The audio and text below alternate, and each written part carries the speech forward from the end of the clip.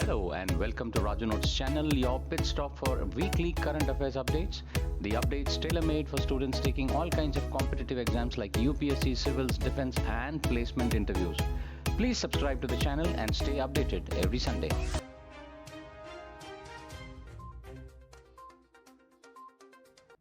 Israel launched extensive new ground operations in Gaza Strip while airstrikes in the new offensive killed at least 103 people. The hospital sources and medics said Israel offensives overnight and today force northern Gaza's main hospital to close. Israel yesterday launched the offensive, the largest since it shattered a ceasefire in March, pressuring Hamas to agree to a temporary ceasefire, one that would free hostages from Gaza but wouldn't necessarily end the war. Hamas says it wants a full withdrawal of Israeli forces and a pathway to ending the war as part of any deal. Israel's military, which recently called up tens and thousands of reservists, said that the ground operations are throughout the north and south of the Palestinian territory. The International Monetary Fund (IMF) has slapped 11 new conditions on Pakistan for release of the next tranche of its bailout program and warned that the tensions with India could heighten risks to the scheme's physical, external, and reform goals. As per the media report, the IMF slapped 11 more conditions on Pakistan, taking the total conditions to 50. The new conditions imposed on Pakistan include the parliamentary approval of new 17.6 trillion rupees budget, an increase in debt servicing surcharge on electricity bill, and lifting restrictions on the import of more than 3-year-old cars.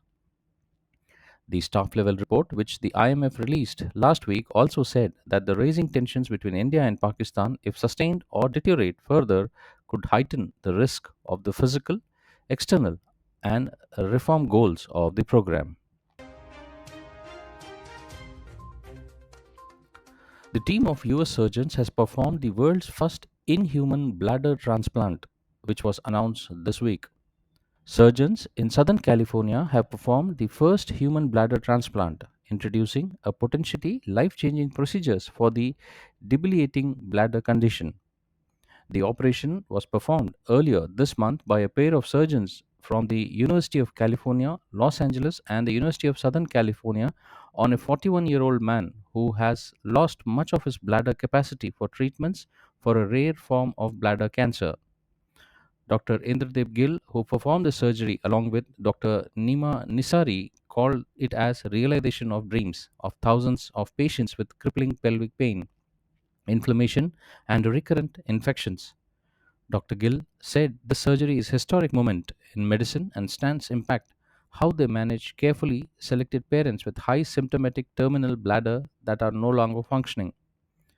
The doctors plan to perform bladder transplant in 4 more patients as part of the clinical trial to get a sense of outcome like bladder capacity and graft complications before pursuing a larger trial to expand its users.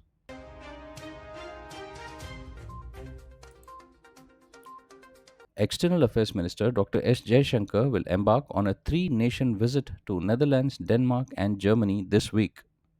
The Ministry of External Affairs announced the schedule of a day visit yesterday. During the visit, EAM will meet the leadership of the 3 countries and hold discussions with its counterparts on the entire gamut of bilateral relations and regional and global matters of mutual interest.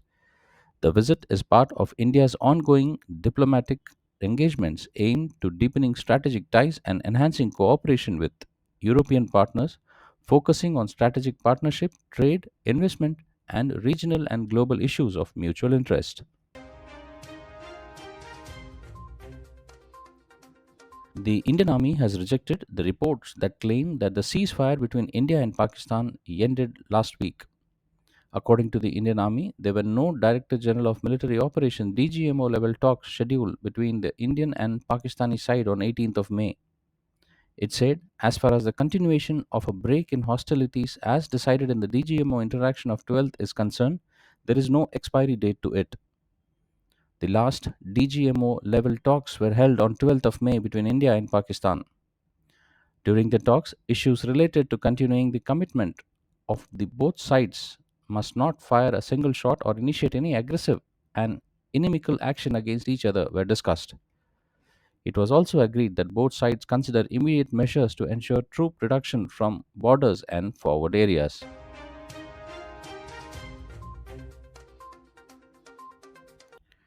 Indian Space Research Organization ISRO has formed a committee to investigate the incident in which PSLV rocket failed to place the Earth Observation Satellite EOS09 into the intended orbit. ISRO Chairman V. Narayanan said that the committee has several rounds of discussion last week to identify the causes. ISRO failed to place its Earth observation satellite orbit after a PSLV vehicle, PSLV C-61 rocket, developed a fault minutes after launch from Sriharikota. Dr. Narayanan said the rocket is a four-stage vehicle. The first two stages were completed successfully. However, an anomaly was observed in the third stage and the mission could not be accomplished, he said. After 22 hours countdown, the rocket lifted as per planned 5:59 am and all the systems were functioning normal until a point. Responding to a query, Dr. Narayanan said ISRO will proceed with the upcoming launches. He said the space agency has planned one mission every month this year. The Director General of Foreign Trade, DGFT, last week announced new port restrictions on the import of certain goods from Bangladesh to India. Sources said land port restriction imposed by India on select exports from Bangladesh to the northeast are expected to restore equality in relationship. While India has earlier allowed exports from Bangladesh without restrictions, the transit and the market access to the northeast has been restricted by Bangladesh. Sources added that this measure by India restores equal market access for both countries. They said the relationship with Bangladesh will be on reciprocal terms. Restrictions of ready made garment imports from Bangladesh to only two seaports, Hawa Sheva and Kolkata, is a reciprocal measure to Bangladesh imposing similar trade restrictions on Indian yarn and rice. Sources in the External Affairs Ministry stress that Bangladesh needs to realize that it cannot cherry pick terms of bilateral trade solely for its benefit or assume the Northeast is a captive market for its exports while denying it market access and transit.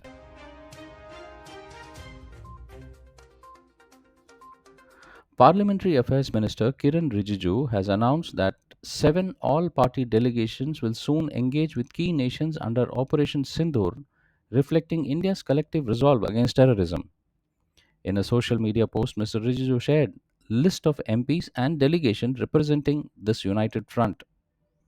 The seven groups comprising of 59 members of parliament will visit a total of 32 countries. Each delegation will have a retired diplomat also. The first group, led by BJP MP Panda, will visit Saudi Arabia, Bahrain, Kuwait, and Algeria. This delegation will include veteran leader Ghulam Nabi Azad, Nishikant Dubey, and Asauddin Owaisi. The second group, led by BJP MP Ravi Shankar Prasad, will visit UK, France, Germany, and European Union, along with Italy and Denmark. The delegation includes Congress MP Amar Singh, Shiv Sena MP Priyanka Chaturvedi, and former Minister M.J. Akbar. Third delegation will be led by JDU MP Sanjay Kumar Jha, which will visit Indonesia, Malaysia, South Korea, Japan, and Singapore. This delegation will include Yusuf Pathan of Trinamool Congress, John Brittas of CPIM, Congress leader Salman Khurshid. The fourth group, led by Shiv Sena MP Shrikant Eknath Shinde, will visit UAE, Liberia, Congo, Sierra Leone. BJP MP Bansuri Swaraj, BJD's Samsid Patra, IUML MP Mohammad Bashir, and former Union Minister SS Aluwalia will be part of this delegation. The fifth delegation, led by Congress MP Shashu Tharoor, will visit US, Panama, Guyana, Brazil, and Colombia. MP Sarfaraz Ahmed and Sambhavi, MP Harish Bal Yogi, and Shiv Sena MP Murli Devre will also be part of this delegation. The sixth delegation, led by Kanimoi, will visit Spain, Greece, Slovenia, Latvia, and Russia. It will include MP Milan Altaf Ahmed, Samajwadi Party MP Rajiv Rai, RJD MP Prem Chandra Gupta. The seventh group will be led by NCP MP Supriya Sule, who will visit Egypt, Qatar, Ethiopia, and South Africa. This delegation will also include BJP's Rajiv Pratap Rudi and Anurag Shukla Thakur, former Union Minister V. Muralidharan, as well as the Congress MP Manish Tiwari. These parties have already started moving out to the other countries. Prime Minister Narendra Modi has congratulated Olympian Neeraj Chopra for surpassing the 90-meter mark at the Doha Diamond League 2025. In a social media post, PM Modi described this accomplishment as an achievement and stated that athlete's personal best is a result of his unwavering dedication, discipline, and passion.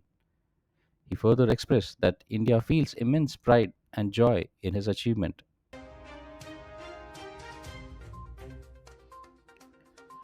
Britain and European Union reached a wide-ranging agreement which is expected to generate nearly $12.02 billion of British economy by 2040. The deal was unveiled ahead of the first ever UKEU summit held in London, a meeting hailed by both sides as a historic moment. European Commission President Ursula von der Leyen called the agreement a new chapter in the relationship as the two sides seek to reset ties after years of post-Brexit friction. Hosted by British Prime Minister Keir Starmer, said that this deal slashes red tape for exporters and will bring food prices down in British supermarket, and it directly impacts working people across the country. The agreement includes a sanitary and a phytosanitary deal aimed at easing the trade of food and agricultural goods. It will eliminate many routine checks on animal and plant product, cutting cost, reducing red tape, and reopening European Union markets to British exports such as burgers and shellfish. It will also streamline goods movement between Britain and Northern Ireland under Windsor framework. In the fishery sector, Britain and European Union agreed to a 12-year framework that preserves British access to European Union waters and maintain current quotas of European Union vessels. The British government will invest £360 million to modernize its fleets and upgrade its technology.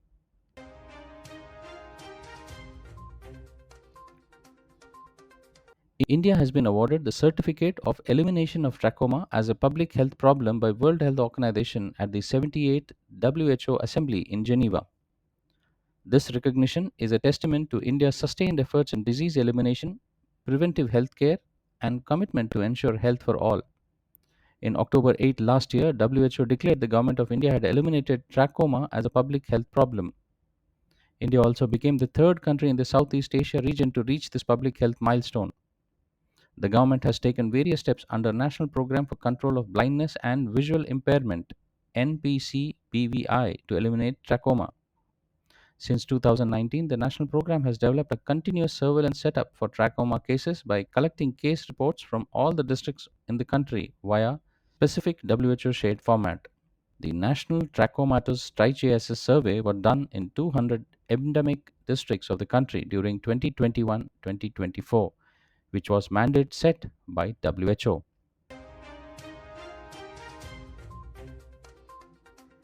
India has stepped in with the humanitarian aid for thousands of Afghan refugees' families as Pakistan intensifies its mass deportations. According to Afghanistan Ministry of Refugees and Repatriations, India sent essential food supplies to about 5,000 Afghan families recently forced out of Pakistan. The aid, which includes 11 types of food items, were distributed throughout the Kabul office of Directorate of Refugees. Maulvi Abdul Kabir, the Afghan Minister for Refugees and Repatriations, expressed gratitude to both the government and the people of India for the continued support. He also urged other countries and humanitarian organizations to increase their assistance for displaced Afghans.